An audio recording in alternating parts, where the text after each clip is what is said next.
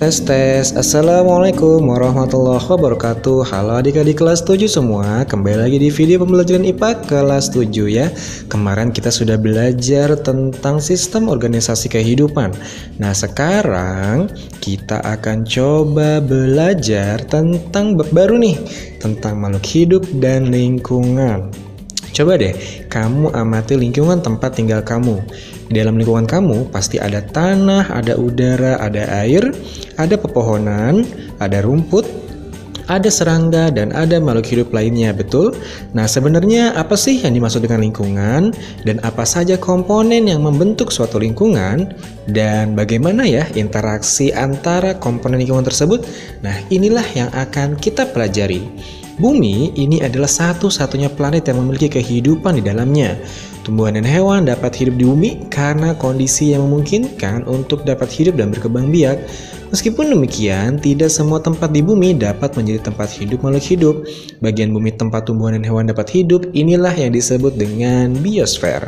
Makhluk hidup berinteraksi satu dengan yang lain serta melakukan interaksi dengan benda mati yang ada di lingkungannya. Nah, kata lingkungan digunakan untuk menunjukkan makhluk hidup dan benda mati. Dengan kata lain, makhluk hidup dan lingkungan sekitarnya adalah suatu lingkungan. Nah, sekarang kita coba pelajari ya, komponen-komponen dalam lingkungan ada apa aja sih? Pertama ada yang namanya komponen biotik atau komponen hidup. Nah, contohnya adalah tumbuhan dan hewan.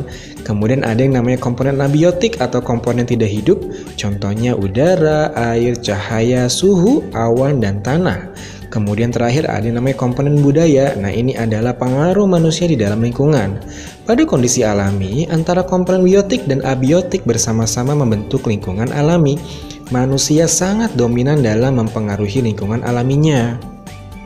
Nah, untuk mempelajari makhluk hidup dan interaksi dengan lingkungannya, kita harus memahami beberapa istilah dulu nih adik-adik ya.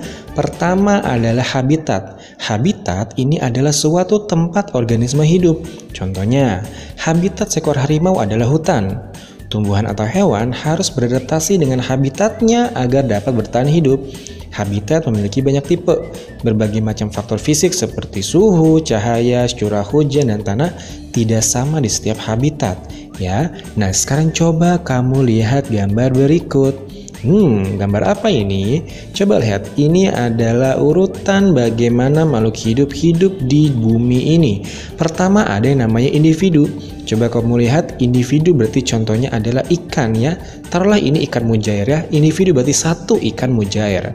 Kemudian kumpulan individu ini disebut dengan populasi. Jadi populasi ini adalah sekelompok individu sejenis ya. Sekelompok individu sejenis yang hidup di suatu daerah. Nah, kalau kamu lihat gambar berarti ini adalah kumpulan ikan mujair. Gitu ya. Kemudian naik lagi ada yang namanya komunitas. Nah, kalau komunitas ini adalah tumbuhan dan hewan yang hidup bersama-sama di dalam suatu daerah atau habitat. Ya, tumbuhan dan hewan yang hidup bersama-sama di dalam suatu daerah atau habitat. Tuh, coba kamu lihat gambarnya ya. Nah, sedangkan ekosistem ini adalah tumbuhan dan hewan hidup bersama-sama dan berinteraksi dengan komponen abiotik atau komponen tak hidup pada suatu habitat. Sebenarnya komunitas sama ekosistem itu nggak jauh beda kalau kamu lihat gambar, betul? Bedanya kalau komunitas kita fokus pada komponen biotiknya yaitu hewan dan tumbuhan. Tapi kalau ekosistem ditambah komponen abiotik yaitu kalau dari gambar ada tanah dan ada air. Gitu ya, paham semua?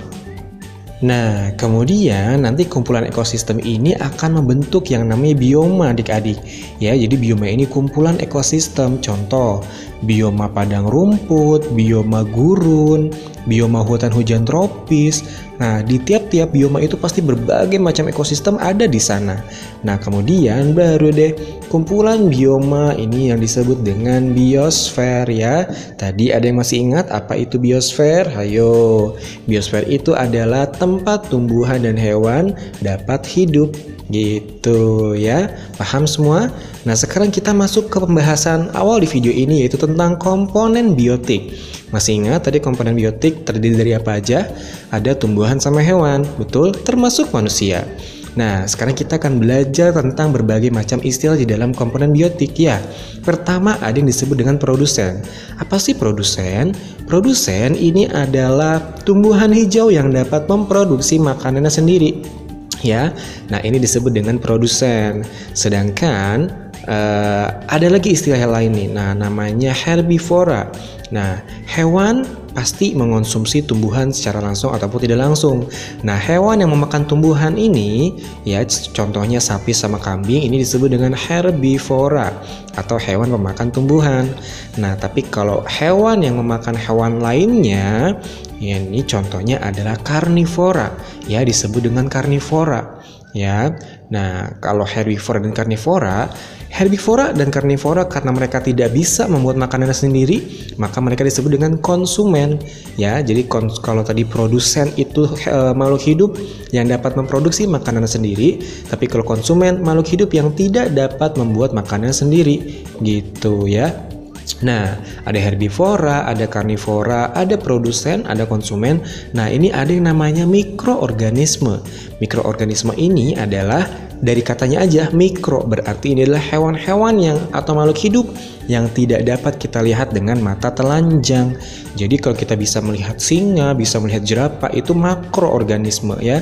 Tapi kalau benda-benda kita hanya bisa melihat menggunakan mikroskop atau alat-alat khusus karena saking kecilnya, nah ini disebut dengan mikroorganisme gitu ya.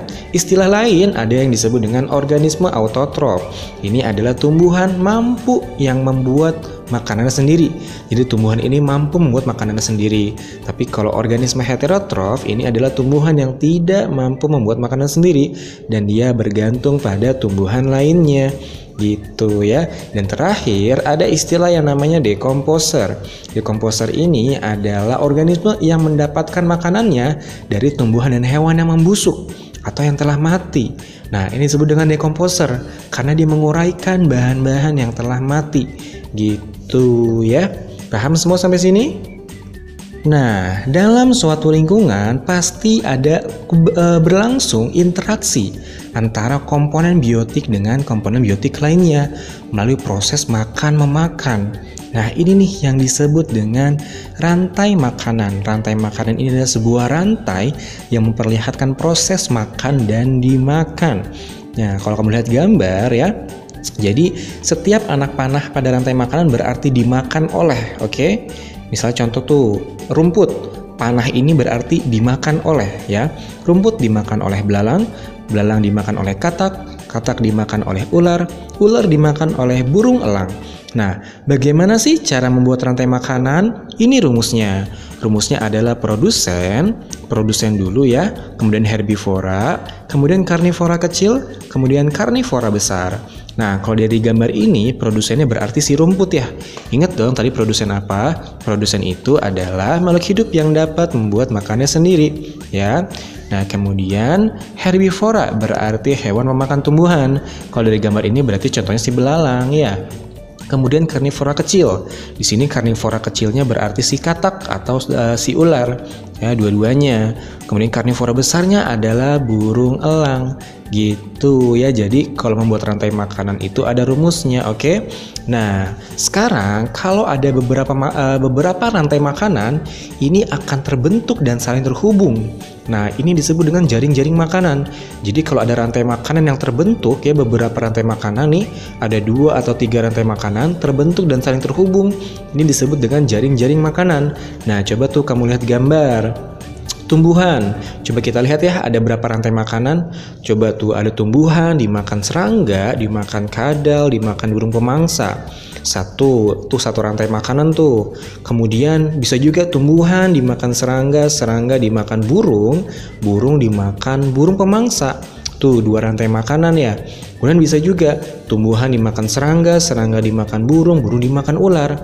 Tuh 3 rantai makanan. Kemudian bisa juga nih tumbuhan dimakan siput, siput dimakan ular. 4 rantai makanan, tumbuhan dimakan siput, kemudian dimakan burung, dimakan ular. Kemudian itu 5 rantai makanan. Terakhir tumbuhan dimakan siput, siput dimakan burung, burung dimakan burung pemangsa. Tuh, jadi beberapa rantai makanan itu disebut dengan jaring makanan. Oke? Paham semuanya? Nah, videonya sampai sini aja ya. Next, kita akan pelajari hal-hal lain tentang makhluk hidup dan lingkungannya ya. Semoga paham tentang komponen biotik ini dan rantai makanan dan jaring-jaring makanan ya. Jangan lupa diputer-puter lagi videonya biar lebih paham, oke? Jangan lupa di subscribe, oke? Nggak subscribe nggak boleh nonton loh. Bercanda. Oke, sekian videonya, kurang lebihnya mohon maaf. Wassalamualaikum warahmatullahi wabarakatuh.